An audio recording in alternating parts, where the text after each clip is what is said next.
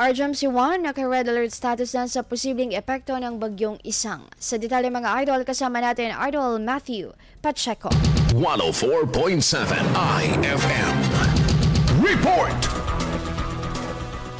Itinaas na sa red alert status ang tanggapan ng R-Dream C1 bilang paghahanda sa posibleng epekto ng bagyong Isang sa Rehiyon 1 kahapon. Ayon kay OCD1 spokesperson Adrian Pagsulingan, nagsagawa umano sila ng pre-disaster risk assessment meeting katuwang ang ibang member agencies ng tanggapan para sa magiging epekto ng bagyo. Sa ngayon po ang ating pong Regional Disaster Risk Reduction and Management Council 1 Emergency Operations Center po ay nakataas na po.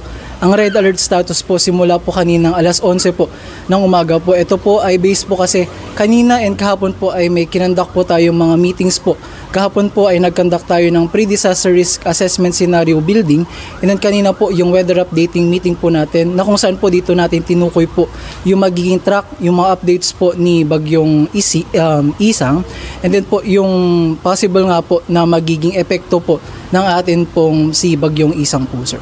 Dahil dito, iprineposisyon na ang mga kinakailangan para sa agarang pagresponde sa oras na kailanganin. Nakaantabay din ang mga food and non-food items para sa mga maapektuhan. Nanawagan naman ang otoridad kahapon ng agarang paglikas upang hindi na malagay pa sa forecast track ng Pag-asa. Tinahak ni bagyong Isang ang malaking bahagi ng Luzon. Kasama mo mula rito sa IFM Dagupan. Ito si Idol Matthew Pacheco. Tatak IFM.